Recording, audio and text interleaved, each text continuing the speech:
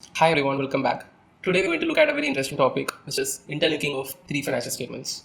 So what we're going to do, we're going to briefly look at some theory about what are the three financial statements and what are the key line items which are interconnecting each other. And then we're going to quickly solve this interesting case study where we've been given an unsolved template of the three financial statement, which is the income statement, balance sheet, and cash flow. We're going to solve this using the assumptions and the variables which are given and solve each of the gray areas, fill these cells. So the three key financial statements are the income statement, balance sheet, and cash flow. In the income statement, we can check the company's income and expenses, starting with the top line, the revenue of the company, and then we account for all the operating expenses, and then we arrive at something called the operating profit, which is called EBIT, earnings before interest and tax, and then we reduce our interest expenses and income tax to arrive at net income. So this shows the key income and expenses and business can have. And then second, then we have the balance sheet. Here we can track the company's the key assets and liabilities. Assets are nothing but what the company owns itself, and liabilities are nothing but the portion of the balance sheet where the company owes to other people, right? And then we also have this equity component. So this comprises the balance sheet of a company. And then we have the cash flow statement, which shows the cash movement, the cash flowing in and out of the company. The three key activities of the cash flow statement are cash flow from operating activities, investing activities, and financing activities. So in a nutshell, these are the three key financial statements. And if you look at the most basic and the important connection driver within these three items is, it starts with the income statement where we derive the net income from deducting all the expenses the company has. And this net income flows to the first line item of the cash flow statement. So the cash flow from operating activities is derived from the net income by adding back the non-cash items like depreciation and amortization and adjusting the changes in working capital like accounts receivables, inventory, and payables to derive the cash flow from operating activities for the year. So this is derived from the net income from the income statement. So this is the first linkage that we need to learn. And the second flow, which we can observe here, is the flow of net income to the balance sheet. The net income the company derives after all the expenses are deducted from the company's revenue. So this profit, net profit, flows directly to the retained earnings section of the balance sheet. So what happens is from the net profit, the company deducts the dividend payments which the company owes to the equity holders, and then the remaining portion of the net income directly gets accumulated in the balance sheet in the equity section as retained earnings.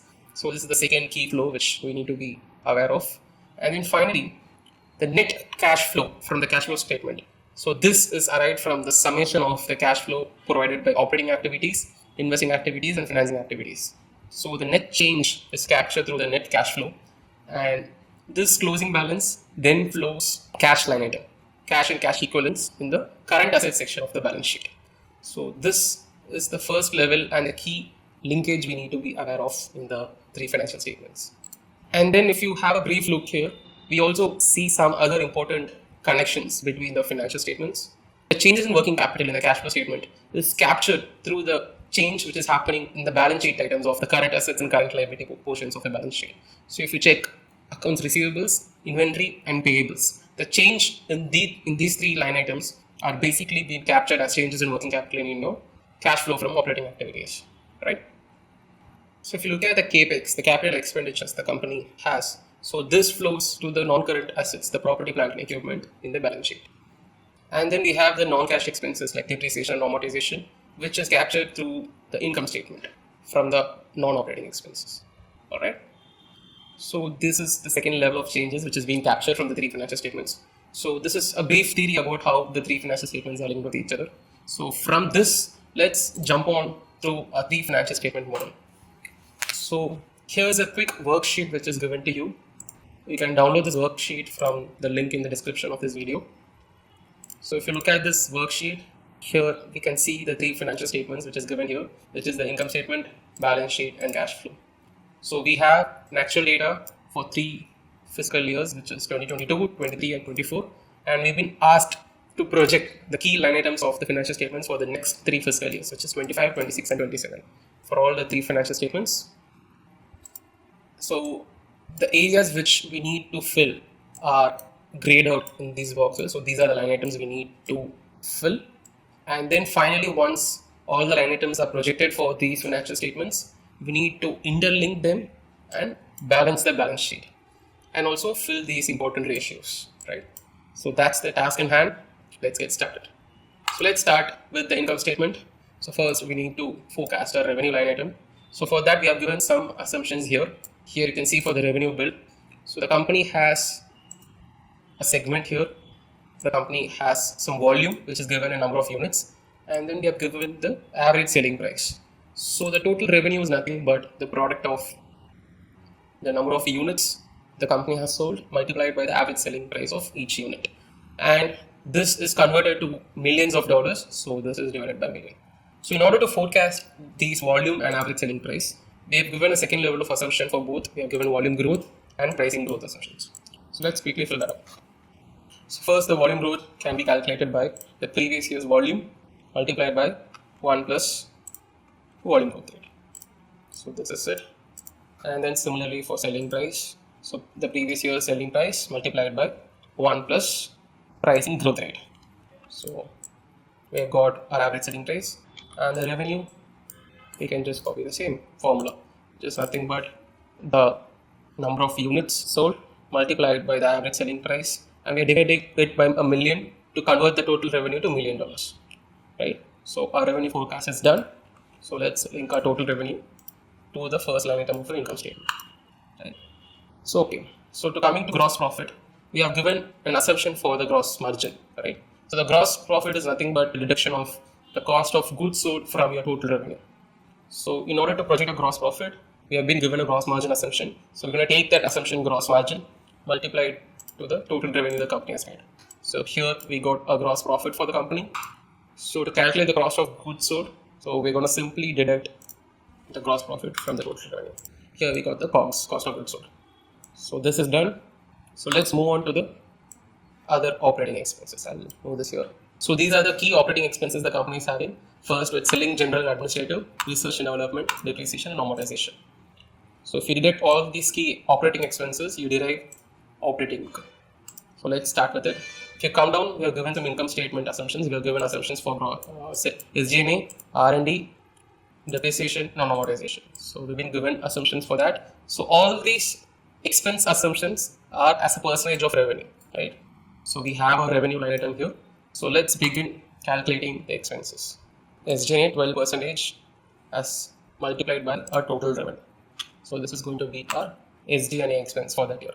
So in order to fast track our process, let's anchor few key cells so that we can just drag the cells, right? So if you see the way in which it's described here, the format is same. So let's try to. So revenue, let's anchor this revenue. So we'll anchor with row 4 and see if it's working here. So it's working fine, and if I pull down, perfect, right? So your EBIT is nothing but it's your gross profit and deducting all your operating expenses from your gross profit. You arrive at EBIT. So EBIT is basically a fancy finance term. It's also known as operating profit. It's called earnings before interest and taxes. So why do we have this line item called EBIT? Why not focus on the net profit the company is making? Because many of the companies might have different tax burdens and capital structure, right? And because of this might affect the overall net profitability of the company when you compare two companies. So in these situations, EBIT provides a way to compare their performance more in a direct way. For example, if you take an American company and German publishing company, they might face different tax rate in two different countries, right? And this would affect the net profit. Whereas if you compare the operating income of these two companies, it would be a better way to compare the operational profitability of the company, excluding the tax charges and the interest charges, right? So that's why we have this operating income shown in the income statement. So next we need to compare the interest expense. So interest expense assumption is given here, interest rate as a percentage of long-term debt. In order to calculate this, we need to fill the long-term debt. So we'll just hold this for some time. So we'll just plug in the formulas now without calculating the interest. So your earnings before tax is basically nothing but your operating profit deducting your interest expense. That's your earnings before tax. So tax rate is given, which is 25%. So tax is 25% on your earnings before tax. Remember, tax rate is not as a percentage of revenue. It's always a percentage of earnings before tax, right? And we'll add a negative sign because it's an expense. Let's drag this here. And then finally, you have the net income. So nothing but your earnings before tax, deduct your tax expenses. You have your net income. So your income statement is done. Okay, so now we need to start filling up the remaining two financial statements, which is the cash flow statement and balance sheet. In order to do this, I will tell you a quick way or a simple hack to fill up the cash flow statement and balance sheet. It's always a difficult task to connect both your cash flow statement and balance sheet and then balance the balance sheet, right? Sometimes there could be cases where there could be some differences because of which your balance sheet would not be balanced and resulting in a balancing error, right? So in order to avoid that, I will give you a simple hack. So let's follow this procedure, right? So first what you do, in your balance sheet, connect your your first forecast year to your previous year's values. So you do that for everything. Okay, in this way your balance sheet is balanced, right? Because it's basically linking up to your previous year's value, which is already balanced, right? So there is no problem here. Okay, now let's calculate the sum of each of the cash flow statements, right? Let's copy these formulas, and then for the beginning of period cash balance, link it to the previous year's end of period cash balance. And the change in cash is nothing but the sum of cash flow from operating, investing, and financing activities. This will be zero because we have not filled anything here. And the end of period cash balance would be nothing but the beginning cash balance plus your change in cash for the year. So this will be same as the previous year's cash balance. And now you come back to the balance sheet where you link it to the previous year and change this linking to the end of period cash for the first forecast year. Now that's changed. There is no balancing error since it's basically the previous year's value. Now let's start filling up each line item of the cash flow statement and start reflecting the changes from your balance sheet. So since we are going in a step-by-step procedure, we can avoid encountering any balancing error which can arise in the future, right? So let's begin. So let me first link the first line item of the cash flow statement, which is the net income, and which is flowing directly from the last line item of your income statement. So once I link this, there is a balancing error because of which the balance sheet check becomes false. So since you have linked net income here, so this net income also should reflect somewhere in your balance sheet. As we had seen in the theory part, right? So net income flows in two sections. First, it flows to your operating activity, and also it flows to your retained earnings, right?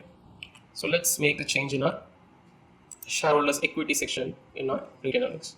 So just add back the net income from the cash flow statement. So once you do that, your balance sheet check becomes true because your shareholder equity part will increase by the net income, as well as the cash increase also gets reflected here. So your assets and equity gets balanced and your check becomes true. Likewise, let's go step by step for each line item so that you avoid encountering any balancing error. Alright. So now let's go to depreciation. So depreciation again flows from your income statement, correct? So this is connected, and this gets reflected in your property, plant and equipment.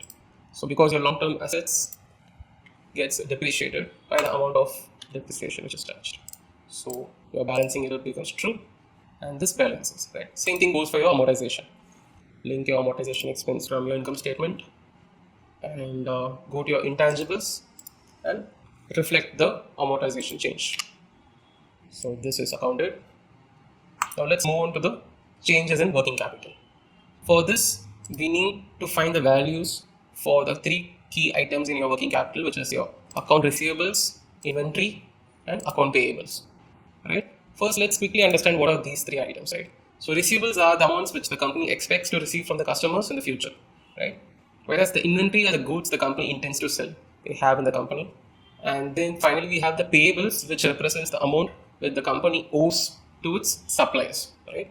So the cash conversion is basically, the formula for this is receivable plus inventory minus your payable. This is your working capital, right? So in order to calculate these three items in your first forecast year, we have been given some assumptions, right? So we have been given the number of days in which the receivables are collected, the number of days your inventory is held in your balance sheet, and the number of days in which your payable days are taken care for the suppliers. So from these assumptions, let's derive the working capital, right? So let's begin with the accounts receivables. So the formula for this is the receivable days divided by the days in the fiscal year, which is 365, multiplied by the revenue. Because receivable is always a function of revenue. And when it comes to the inventory, the formula goes like the inventory days divided by days in the period multiplied by your COGS. Because inventory and payables is always a function of your cost of goods sold. So since COGS is negative here, I need to add a negative sign to adjust it. So here your inventory is taken care, and then finally your payables. Now the new payables would be like payables divided by 365 days multiplied again by your COGS. Add a negative sign because COGS is expenses here, and there goes your payables. So these are the new receivable, inventory and payable values for the first forecast year. And since these items are changed, the balance sheet is not balanced. Why? Because we need to reflect these changes in your cash flow statement. Correct? So the change in receivables is captured by the previous year's receivable value minus current year's receivable values.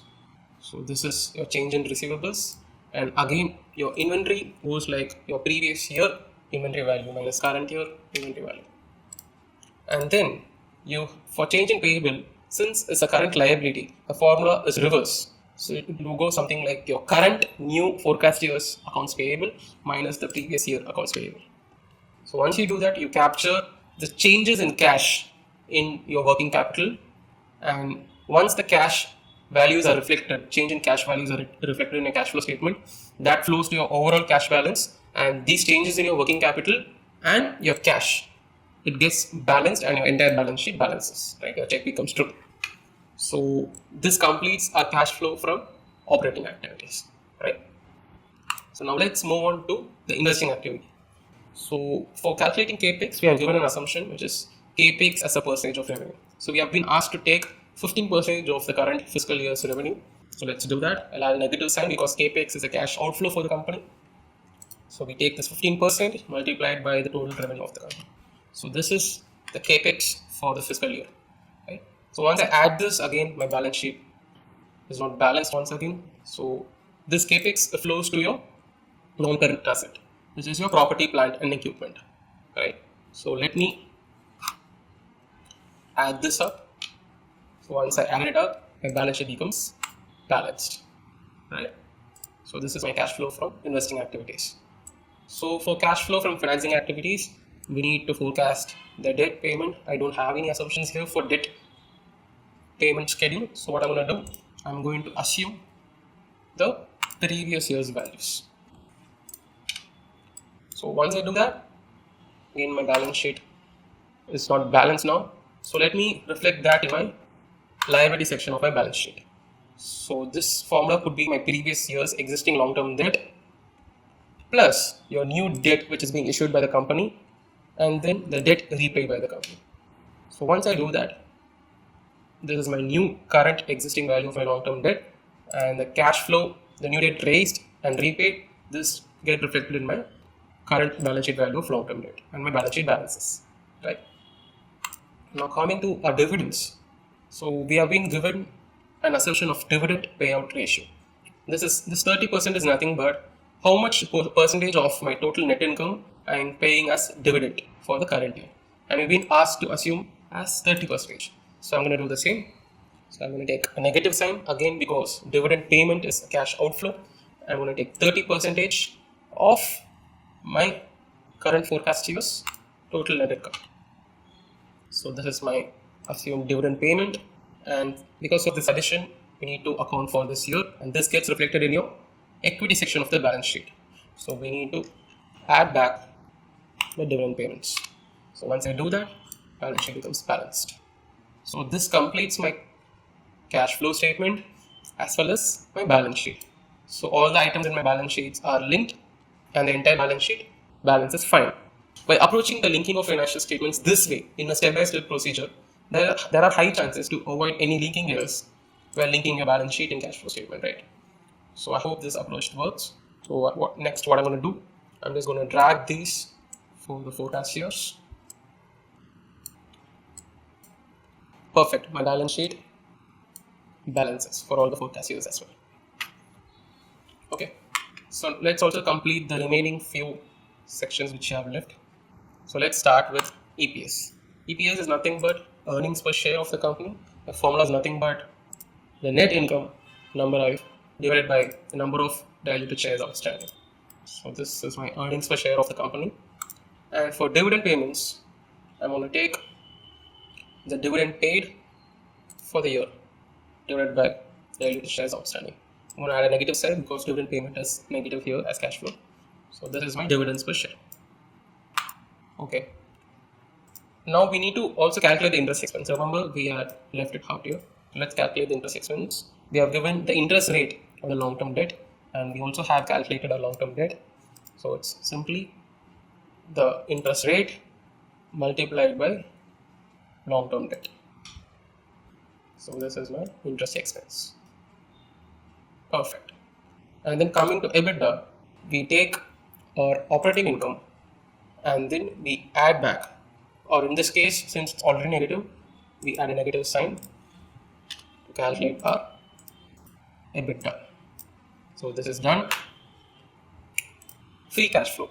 So free cash flow is nothing but the cash the company is producing, or the free cash which is available to all the stakeholders after deducting your major reinvestments the company needs to make. In this case, it's majorly capex, right? So in order to calculate that, we take our operating cash flow and deduct our capex. Since the capex is already negative, so we add it back. So this is our free cash flow. And this is nothing but our interest coverage ratio, right? The formula for interest coverage is EBIT upon interest, right?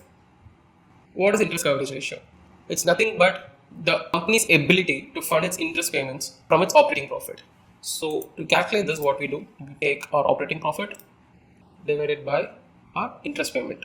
So since our interest is negative, we have a negative sign. Yes.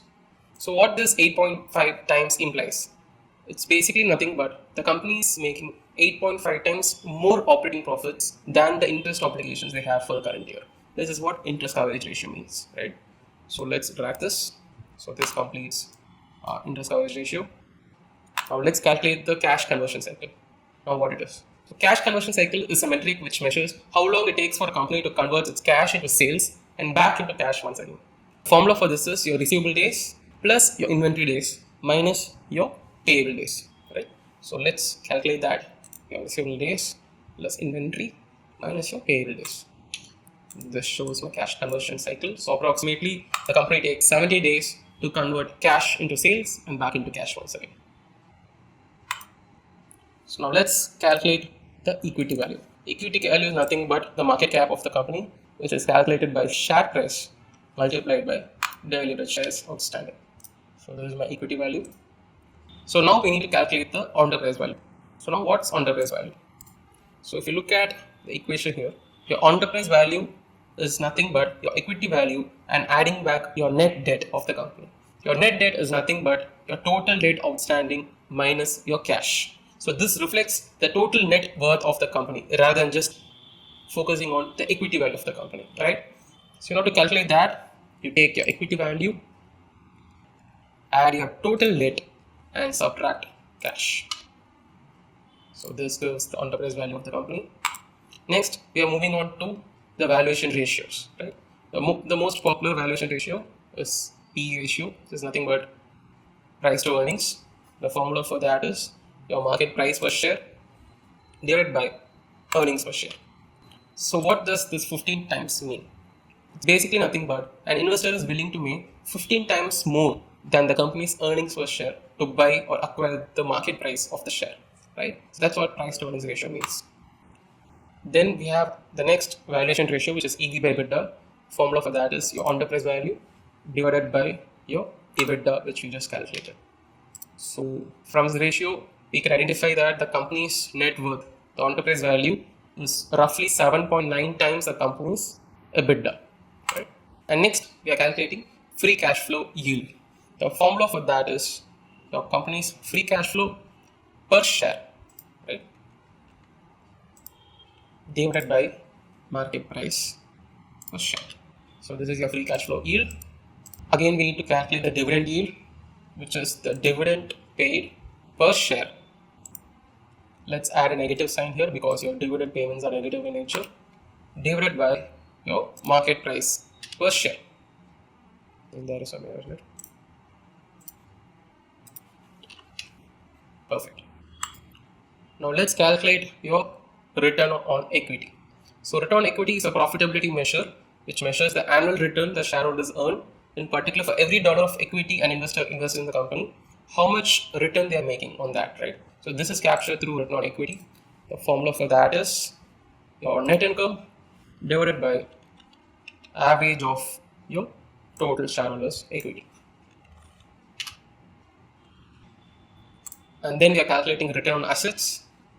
The formula is again similar, your net income divided by average of total assets of the company. So again, it says for every dollar invested for buying assets for the company, what is the kind of net income the company is delivering for that fiscal year. So this is captured through the return on assets. And then finally, we have the return on overall capital employed, right? The formula for that is your operating profit divided by your total equity plus your total liabilities, right? So to calculate that, we'll take our EBIT, which is nothing but our operating income, divided by average of your equity plus average of your long-term debt. So this is your ROC. Let's drag this up.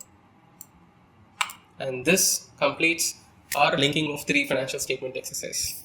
I hope this session was very useful. To just recap what we did, we had a brief overview of what the three financial statements are and what are the key linkages between the three financial statements. And we worked through this exercise sheet. The link for this exercise sheet is given in the description of the video. Please download that. So I hope this session was very useful for you guys. Please share it with your friends for whom it might be useful as well. I will see you guys in another interesting session. Thank you.